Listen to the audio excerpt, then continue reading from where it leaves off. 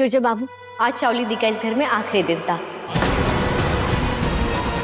मैंने इनका बोरिया बिस्तर बांध दिए, अब बस इन्हें जाकर किराए के घर में छोड़ आई है।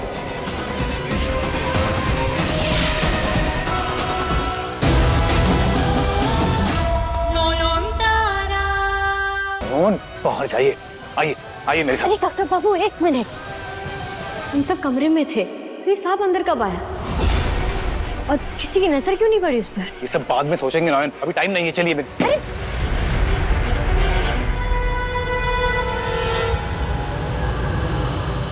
सांप कहाँ गया?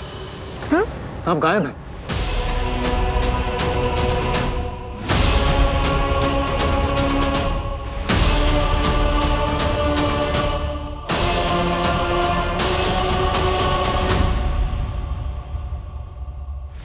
ये सांप कहाँ चला गया? क्या अभी तो फन फैला यहाँ बैठा हुआ था, कहाँ गया? केयरफुल। ये कपबोर्ड के पीछे कहीं छुप तो नहीं गया?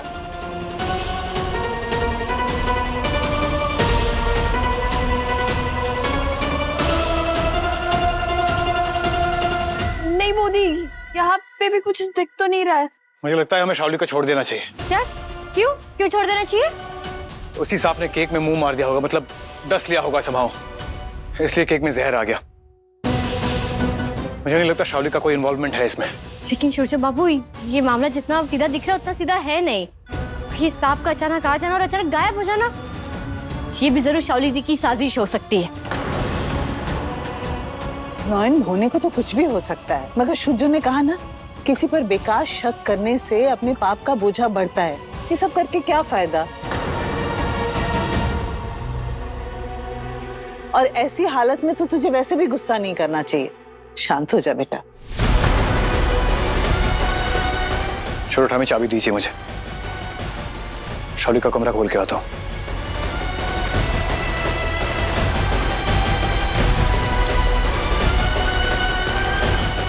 मेरा मन तो नहीं मानता, पर सबूत इस वक्त शाओली दी के हक में। मेरा यकीन करो जोजो, मैंने कुछ नहीं किया। वो जहर की बोतल मेरी नहीं थी। जहर की बोतल?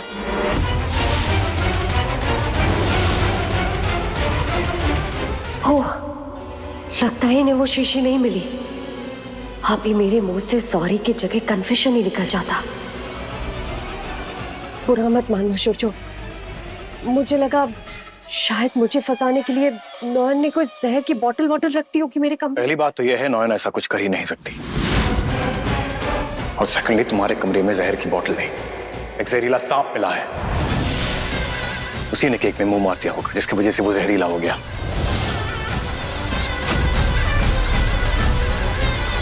तुम्हारे अगेंस्ट कोई प्रूफ तो है नहीं, इसलिए तुम्हें बेनिफिट ऑफ डाउट दे रहा हूं। बट बी केयरफुल, ऐसा कुछ मत करना कि मुझे फिर से तुम्हें वो शर्तें याद दिलानी पड़े, क्योंकि अगली बार मुझे ना ही कोई सबूत चाहिए होगा और ना ही कोई सफाई।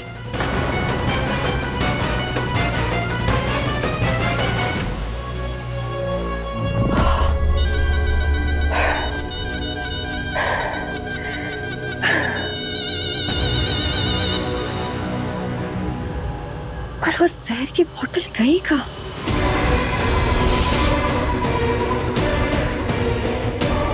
इतने सारे लोगों ने ढूंढी, कुछ भी नहीं मिली। ऐसा कैसे हो सकता है?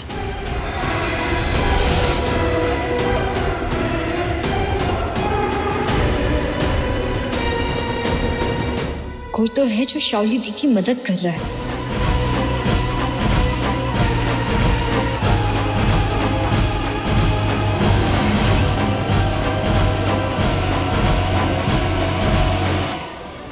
है ये कामिनी सेनगुप्ता, और कौन सा राज, ये तो मुझे पता लगाना ही होगा। लेकिन उससे पहले शाओली दी से बात करनी होगी।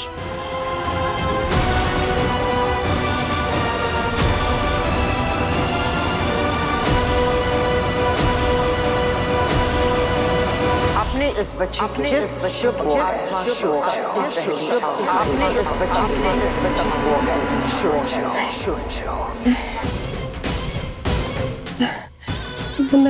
मैं शुभ्र को नहीं मार सकती, नहीं मार सकती मैं। पर कामिनी को मना भी तो नहीं कर सकती। एक तरफ प्यार और दूसरी तरफ डर।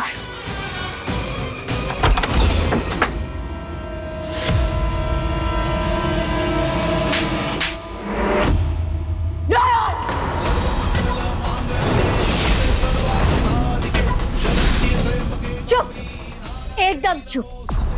आप इतनी गिर गई ये शाओली थी कि अगर सूरजो बाबू आपके नहीं हुए तो आप उन्हें जान से मार देंगी। ये है आपका प्यार कि जिसे पा नहीं सकते उसे खत्म कर दो। क्या कह रही हो तुम? नाटक बंद कीजिए अपना। मैं जानती हूँ आप ये सब अकेले नहीं कर सकती। कौन है वो औरत? किसके साथ हाथ मिलाया आपने मेरे सुहाग को मिटाने के लिए? बोलिए, क्या उनका नाम बताइए। कौन औरत? किसकी बात कर रही हो तुम? और हिम्मत कैसे हुई तुम्हारी मुझ पे हाथ उठाने की? की पूरी कुंडली है मेरे पास, इसलिए कम से कम ये ढोंग मेरे सामने तो मत ही कीजिए। उस औरत से मेरी बात हो चुकी है जिसके इशारों पर आप नाच रही हैं। अब जो भी षड्यंत्र रच रही है मैं उसे कभी सफल नहीं होने दूंगी शाओली थी।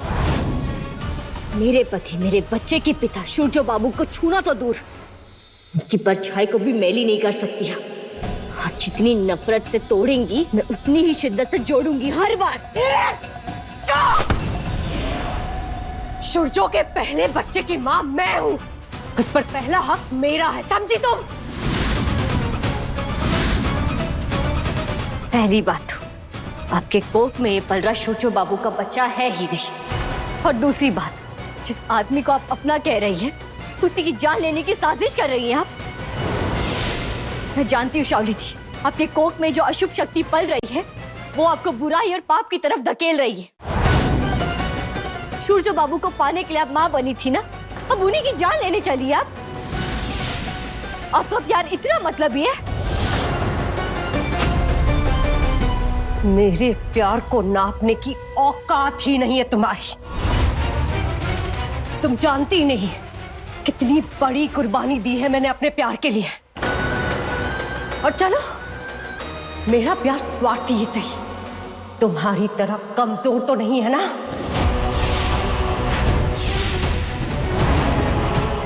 क्या हुआ शाओली थी, आप डर गई कि अगर तराजू पर रखा आपका प्यार मेरे प्यार के आगे हल्का पड़ जाएगा? कोई बात नहीं शाओली थी, मेरा प्यार कोई मुकाबला नहीं है।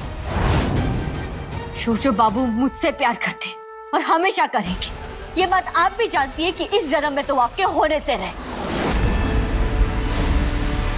प्रेगनेंसी के बाद मुझे रियलाइज हुआ है ना कि सूरजो से ज्यादा मेरे लिए मेरा बच्चा इंपॉर्टेंट है। तो उसके लिए अगर मुझे सूरजो की बलि चढ़ानी पड़ी तो मंजूर है मुझे।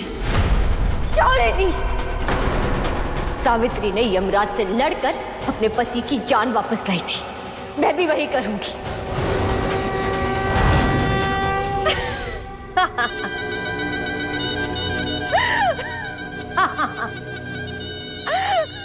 चलो, सौदा नहीं तो जंग ही सही, देखते हैं किसकी जीत होती है, सावित्री की या शैतान की।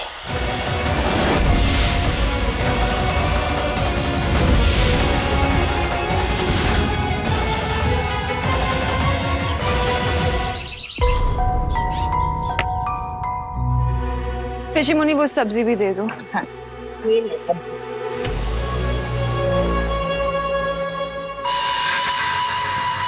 क्या बात है, कोई मिनिस्टर आ रहा है क्या, जिसके स्वागत में 56 भोग सजाए? मिनिस्टर नहीं शाओली, महारानी। ये सब तुम्हारे लिए है, चुपचाप बैठो और ठूसो। मेरे लिए? क्यों? इतनी खातिरदारी की वजह? पता नहीं, बस इतना पता है कि सुबह 5 बजे से बूढ़ी अपने पसीने बहा रही है आपके लिए। उन्होंने बस इतना कहा कि जरूरी है, बाकी वो खुद आके कहेंगी। नयन ने बनाया ये सब कुछ? फिर तो जरूर इसमें मसाले की जगह जहर मिला होगा। मैं नहीं खाऊंगी, मैं तो इसे। अरे ये क्या है? अन्न का अपमान नहीं करते शाओली दी। मोहर, भाई चम्मच देना। हाँ, ये ले। ये लीजिए बूढ़ी।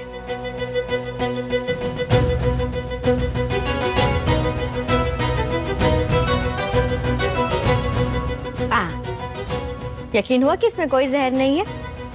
वैसे भी शाली दी, मैं आपकी तरह छिपकर वार नहीं करती। अब बैठिए और पेट भरकर खाइए। आजकल भूख आपको कुछ ज्यादा ही लगती है ना?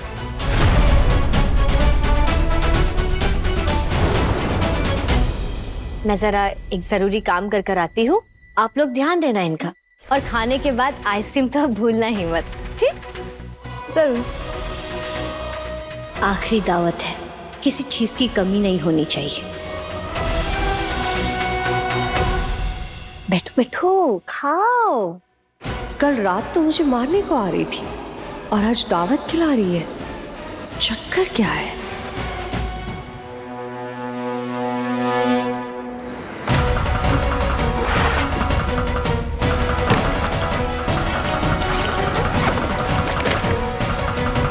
जिस औरत की परछाई मेरे चूचू बाबू के लिए काल बन सकती है, उसे तो मैं इस छत के नीचे एक पल नहीं रहने दूंगी।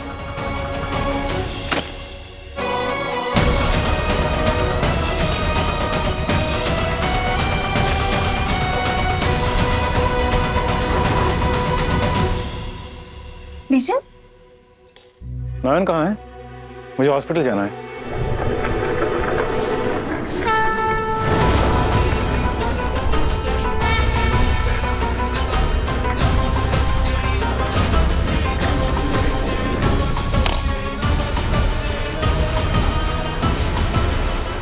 अब इतने दिनों तक हमारी मेहमान रही शावली थी, अब आपको विदा करने के वक्त इतनी खातिरदारी तो जरूरी थी ना, वरना लोग क्या कहते कि परी महल वाले अपने मेहमानों को कुछ खिलाते पिलाते नहीं है क्या?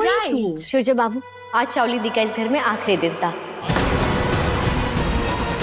मैंने इनका बोरिया बिस्तर बांध दिया, अब बस इन्हें जाकर किराए के घर में छोड़ आई है।